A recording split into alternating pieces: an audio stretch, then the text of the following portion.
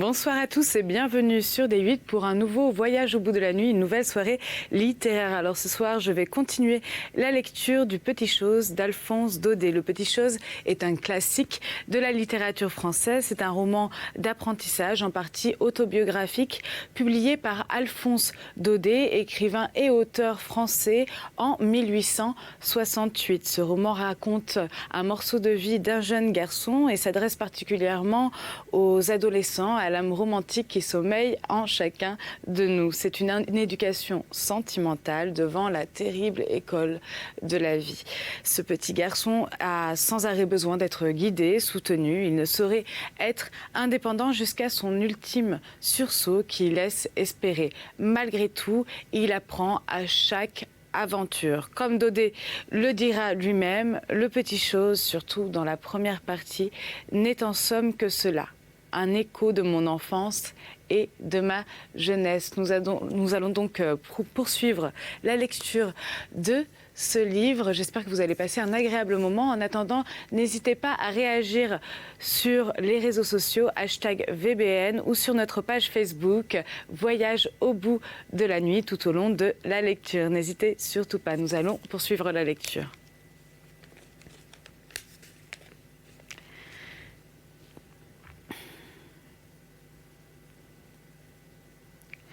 Deux jours après la messe du Saint-Esprit, nouvelle solennité, c'était la fête du principal. Ce jour-là, de temps immémorial, tout le collège célèbre la Saint-Théophile sur l'herbe à grand renfort de viande froide et de vin de Limoux. Cette fois, comme à l'ordinaire, monsieur le principal n'épargne rien pour donner du retentissement à ce petit festival de famille qui satisfait les instincts généreux de son cœur, sans nuire cependant aux intérêts de son collège. Dès l'aube, on s'emplit tous, élèves et maîtres, dans de grandes tapissières pavoisées aux couleurs municipales, et le convoi part au galop, traînant à sa suite, dans deux énormes fourgons, les paniers de vin mousseux et les corbeilles de mangeaille. En tête, sur le premier char, les gros bonnets et la musique. Ordre aux offices cléides de jouer très fort. Les fouets claquent, les grelots sonnent, les piles d'assiettes se heurtent contre les gamelles de fer blanc. Tout Sarlande, en bonnet de nuit, se met aux fenêtres pour voir passer la fête du principal. C'est à la prairie que le gala doit avoir lieu. À peine arrivé, on étend des nappes sur l'herbe et les enfants crèvent de rire en voyant monsieur les professeurs assis au frais dans les violettes, comme de simples collégiens. Les tranches de pâté circulent, les bouchons sautent, les yeux flambent. On parle beaucoup.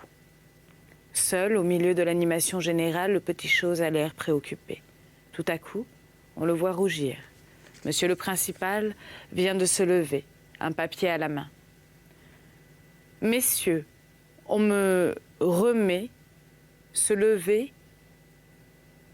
Excusez-moi. Messieurs, on me remet à l'instant même quelques vers que m'adresse un poète anonyme. Il paraît que notre pindare ordinaire, monsieur Viot, a émule cette année. Quoique ces vers soient un peu trop flatteurs pour moi, je vous demande la permission de vous les lire. Oui, oui, lisez, lisez. » Et de sa belle voix, des distributions, monsieur le principal commence la lecture. C'est un compliment assez bien tourné, plein de rimes et mal à l'adresse du principal et de tous ces messieurs, une fleur pour chacun. La fée aux lunettes elle-même n'est pas oubliée. Le poète l'appelle l'ange du réfectoire, ce qui est charmant. On l'applaudit longuement. Quelques voix demandent l'auteur. Le Petit Chose se lève, rouge comme un pépin de grenade, et s'incline avec modestie. Acclamation générale. Le Petit Chose devient le héros de la fête. Le principal veut l'embrasser. De vieux professeurs lui serrent la main d'un air entendu. Le régent, de seconde, lui demande ses vers pour les mettre dans le journal. Le Petit Chose est très content. Tout cet encens lui monte au cerveau, avec les fumées du vin de Limoux. Seulement, et ceci le dégrise un peu, Il croit entendre l'abbé Germane murmurer « L'imbécile !» et les clés de son rival grincer férocement. Ce premier enthousiasme apaisé, Monsieur le Principal frappe dans ses mains pour réclamer le silence. « Maintenant, Viotte, à votre tour. » Après la muse badine, la muse sévère. Monsieur Viotte tire gravement de sa poche un cahier relié, gros de promesses, et commence sa lecture en jetant sur le petit chose un regard de côté. L'œuvre de Monsieur Viotte est une idylle toute virgilienne en l'honneur du règlement. L'élève Ménalque et l'élève Dorylas s'y répondent en strophes alternées. L'élève Ménalque est d'un collège où fleurit le règlement. L'élève Dorylas d'un autre collège d'où le règlement est exilé. Ménalque dit les plaisirs austères d'une forte discipline. Dorylas les joies infécondes d'une folle liberté. À la fin, Dorylas s'est terrassé. Il remet entre les mains de son vainqueur le prix de la lutte. Et tous deux, unissant leurs voix, entonnant un chant d'allégresse à la gloire du règlement. Le poème est fini. Silence de mort. Pendant la lecture, les enfants ont emporté leurs assiettes à l'autre bout de la prairie et mangent leur pâté tranquillement, loin, bien loin, de l'élève Ménalque et Dorylas. Monsieur Viotte les regarde de sa place avec un sourire amer. Les professeurs ont tenu bon. Mais pas un n'a le courage d'applaudir. Infortuné Monsieur Viotte. C'est une vraie déroute. Le principal essaie de le consoler. Le sujet était aride, messieurs, mais le poète s'en est bien tiré. Moi, je trouve cela très beau, dit effrontément le petit chose, à qui son triomphe commence à faire peur. Lâcheté perdue. Monsieur Viotte ne veut pas être consolé. Il s'incline sans répondre et garde son sourire amer.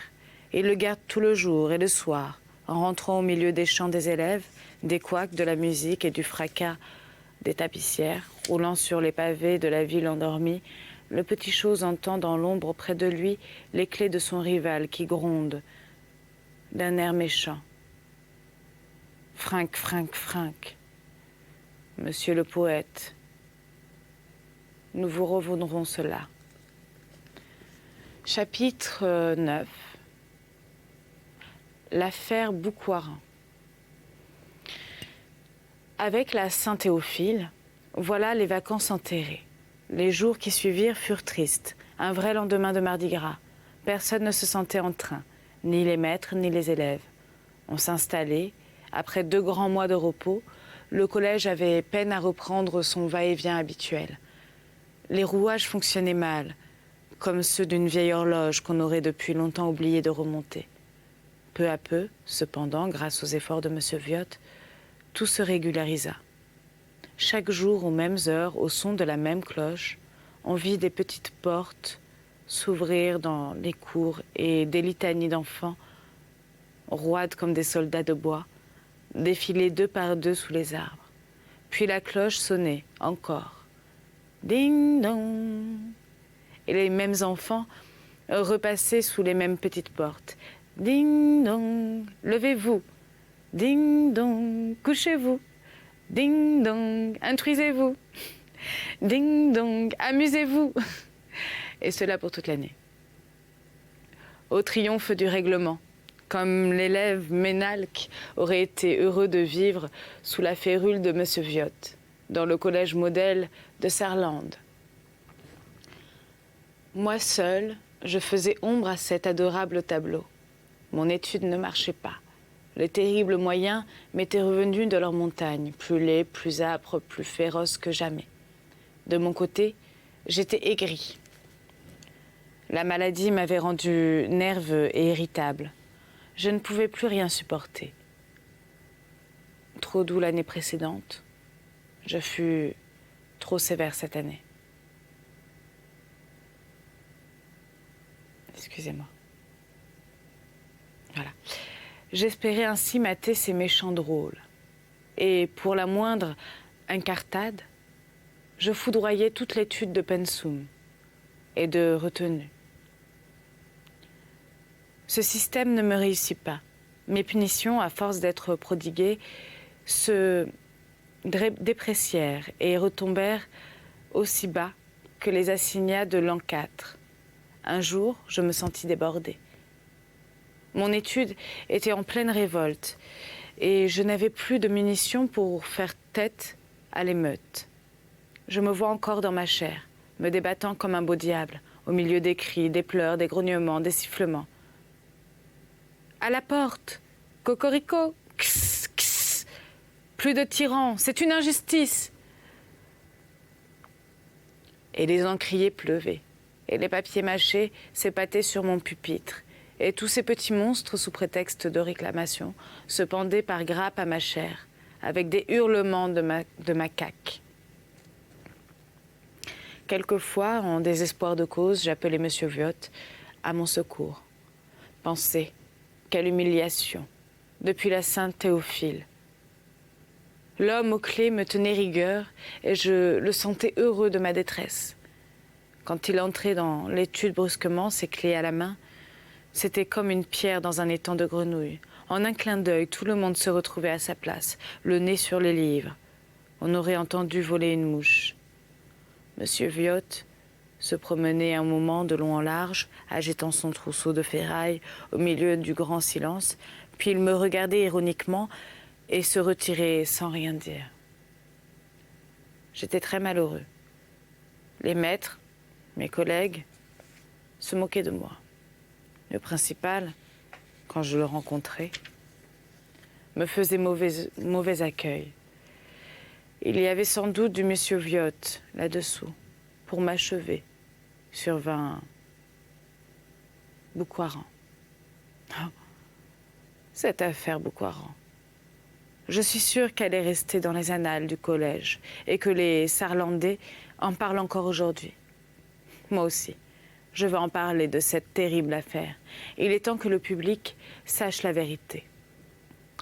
15 ans de gros pieds, de gros yeux, de grosses mains, pas de front, et l'allure d'un valet de ferme. Tel était le marquis de Boucoiran, excusez-moi, terreur de la cour des moyens, et seul échantillon de la noblesse cévenole au collège de Sarlande. Le principal tenait beaucoup à cet élève, en considération du vernis aristocratique que sa présence donnait à l'établissement. Dans le collège, on ne l'appelait que le marquis. Tout le monde le craignait. Moi-même, je subissais l'influence générale et je ne lui parlais qu'avec déménagement. Pendant quelque temps, nous vécûmes en assez bons termes. Monsieur le marquis avait bien par-ci, par-là, certaines façons impertinentes de me regarder ou de me répondre qui rappelaient par trop l'ancien régime. Mais j'affectais de n'y point prendre garde, sentant que j'avais affaire à forte partie. Un jour cependant, ce faquin de marquis se permit de répliquer en pleine étude avec une insolence telle que je perdis toute patience. « Monsieur de Boucoiran, lui dis-je en essayant de garder mon sang-froid, prenez vos livres et sortez sur le champ. » C'était un acte d'autorité inouï pour ce drôle. Il en resta stupéfait et me regarda sans bouger de sa place avec des gros yeux.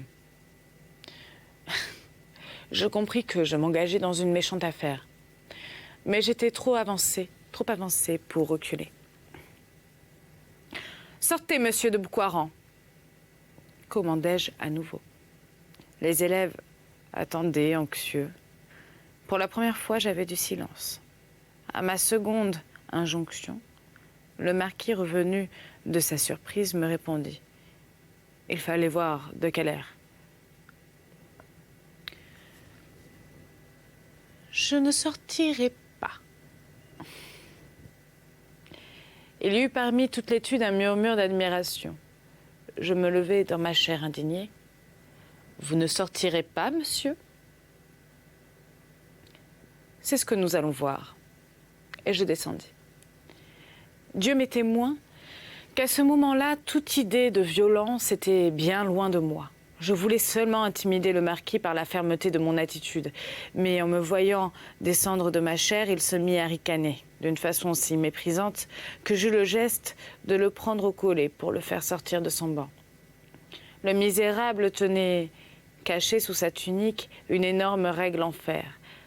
À peine eus-je levé la main qu'il m'assena sur le bras d'un coup terrible. La douleur m'arracha un cri.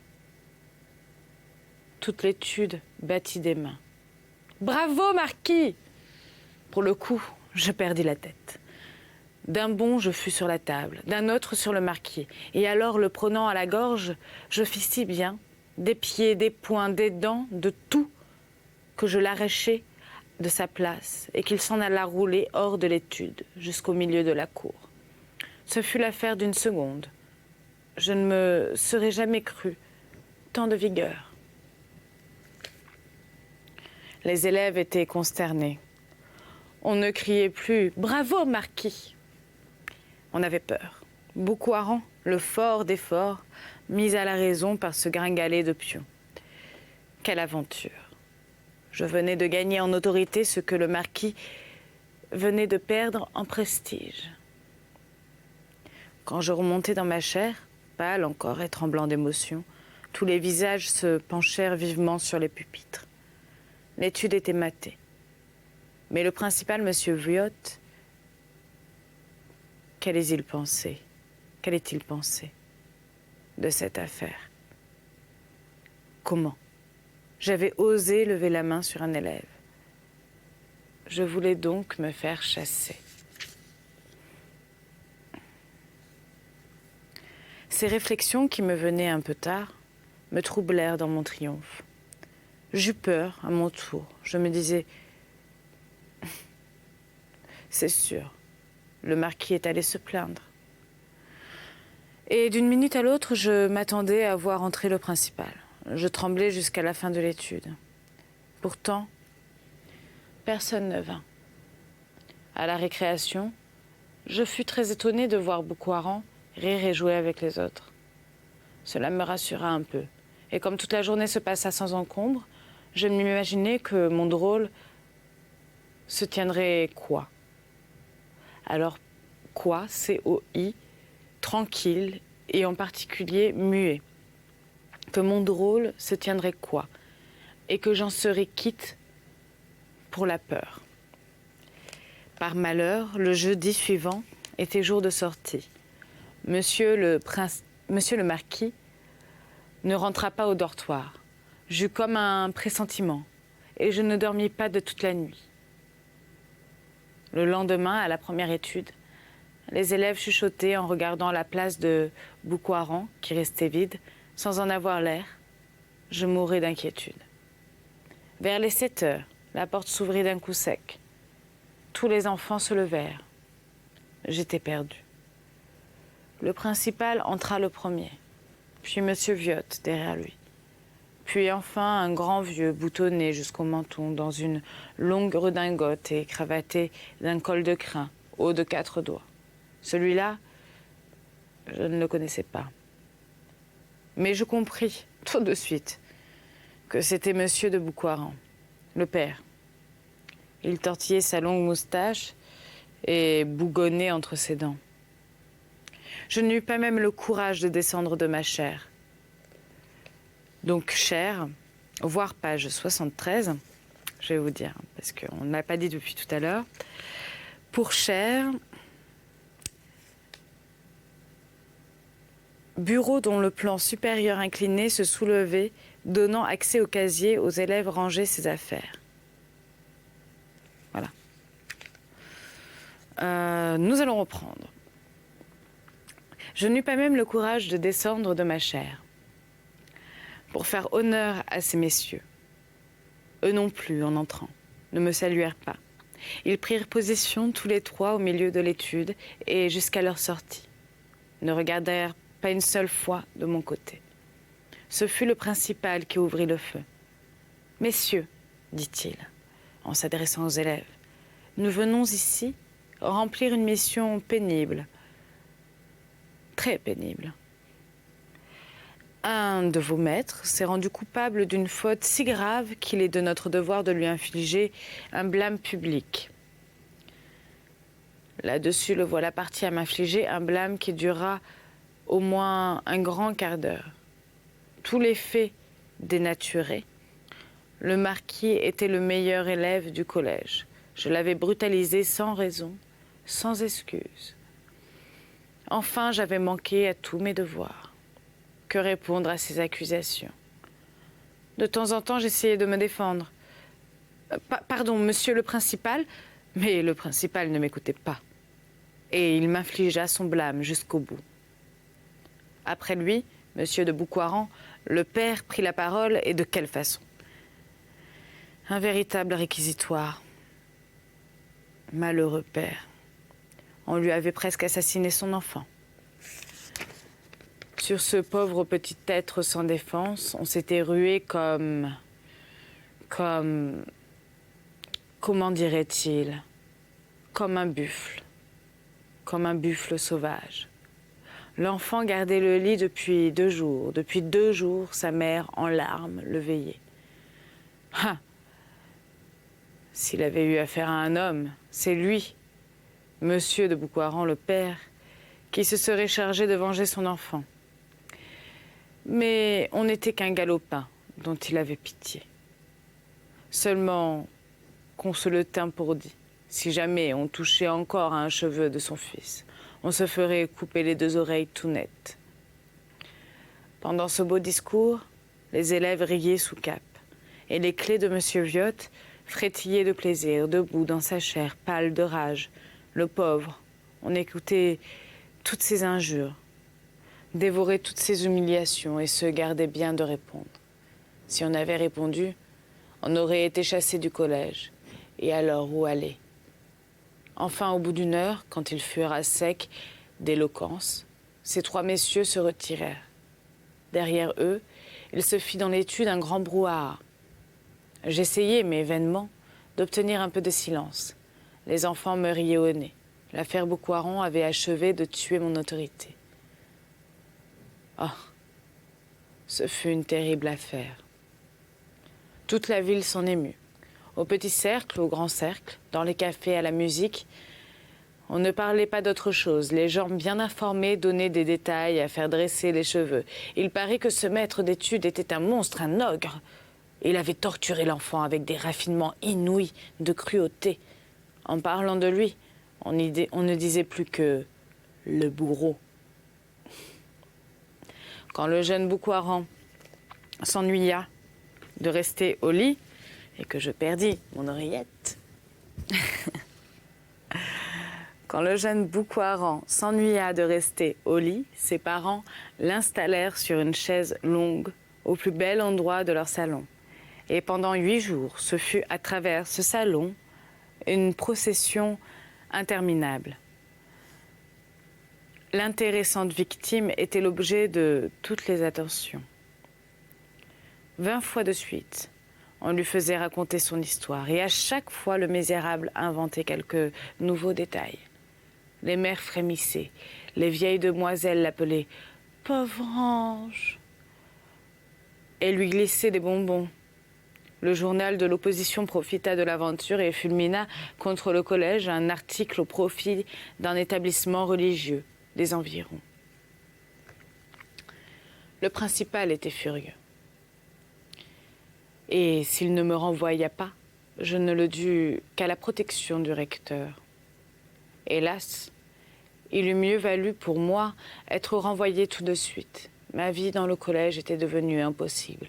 Les enfants ne m'écoutaient plus. Au moindre mot, ils me menaçaient de faire comme Boucoiran, d'aller se plaindre à leur père. Je finis par ne plus m'occuper d'eux. Au milieu de tout cela, j'avais une idée fixe, me venger des Boucoiran. Je revoyais toujours la figure impertinente du vieux marquis et mes oreilles étaient restées rouges de la menace qui leur avait été faite. D'ailleurs, eussé-je voulu oublier ces affronts, je n'aurais pas pu y parvenir. 2 fois par semaine, les jours de promenade, quand les divisions passaient devant le café de l'évêché, J'étais sûre de trouver Monsieur de Boucoiran, le père, planté devant la porte, au milieu d'un groupe d'officiers de la garnison. Tout nu-tête, et leur queue de billard à la main. Ils nous regardaient venir de loin avec des rires goguenards, puis, quand la division était à portée de la voix, le marquis criait très fort, en me toisant d'un air de provocation. « Bonjour, Boucoiran !»« Bonjour, mon père », glapissai-je, glapissé l'affreux enfant du milieu des rangs. Et les officiers, les élèves, les garçons du café, tout le monde riait. Le « bonjour, Boucoiran » était devenu un supplice pour moi, et pas moyen de m'y soustraire. Pour aller à la prairie, il fallait absolument passer devant le café de l'évêché. Et pas une fois mon persécuteur ne manquait au rendez-vous. J'avais par moments des envies folles d'aller à lui et de le provoquer. Mais deux raisons me retenaient. D'abord, toujours la peur d'être chassée. Puis la rapière du marquis, une grande diablesse de Colichemarde. Colichemarde, excusez-moi, on va lire la définition. Forme d'épée qui s'amincit brusquement à mi-lame. Voilà. Qui avait fait tant de victimes lorsqu'il était dans les gardes du corps. Pourtant, un jour, poussé à bout, j'allais trouver Roger, le maître d'armes, et de but en blanc, je lui déclarai ma résolution de me mesurer avec le marquis. Roger, à qui je n'avais pas parlé depuis longtemps, m'écouta d'abord avec une certaine réserve. Mais quand je finis, il eut un mouvement d'effusion et me serra chaleureusement les deux mains. « Bravo, monsieur Daniel. Je le savais bien, moi, qu'avec cet air-là, vous ne pouviez pas être un mouchard. Aussi, pourquoi diable étiez-vous toujours fourré avec votre monsieur Viotte? Enfin, on vous retrouve. Tout est oublié. Votre main. Vous êtes un noble cœur. Maintenant, à votre affaire. Vous avez été insulté? Bon. Vous voulez en tirer réparation? Très bien. Vous ne savez pas le premier mot des armes? Bon. Très bien. Vous voulez que je vous empêche d'être embroché par ce vieux dindon? Parfait. Venez à la salle. Et dans 6 mois, c'est vous qui l'embrocherez. D'entendre cet excellent Roger épouser ma querelle avec tant d'ardeur, j'étais rouge de plaisir. Nous convînmes des leçons. 3 heures par semaine, nous convînmes aussi du prix, qui serait un prix exceptionnel. Exceptionnel, en effet, j'appris plus tard qu'on me faisait payer 2 fois plus cher que les autres. Quand toutes ces conventions furent réglées, Roger passa familièrement son bras sous le mien. « Monsieur Daniel, me dit-il, il est trop tard pour prendre aujourd'hui notre première leçon, mais nous pouvons toujours aller conclure notre marché au café Barbette. Allons, voyons, pas d'enfantillage. Est-ce qu'il vous fait peur, par hasard, le café Barbette? Venez donc, sacrebleu. Tirez-vous un peu de ce saladier de cuistre. Vous trouverez là-bas des amis de bons garçons, triple nom, de nobles cœurs, et vous quitterez vite avec eux ces manières de femmelettes qui vous font tort. » Hélas, je me laissai tenter. Nous allâmes au café Barbette. Il était toujours le même, plein de cris, de fumée, de pantalons Garance, les mêmes shakos, les mêmes ceinturons pendés au même pater. Les amis de Roger me reçurent à bras ouverts.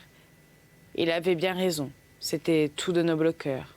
Quand ils connurent mon histoire avec le marquis et la résolution que j'avais prise, ils vinrent, l'un après l'autre, me serrer la main.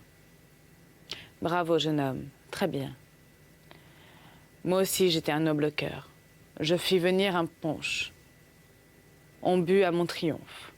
Et il fut décidé entre nobles cœurs que je tuerais le marquis de Boucoiran à la fin de l'année scolaire.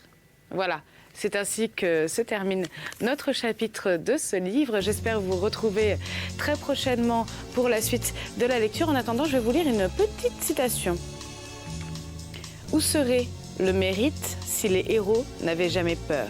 De Alphonse Daudet dans Tartarin de Tarascon. Voilà, je vous dis à tout bientôt.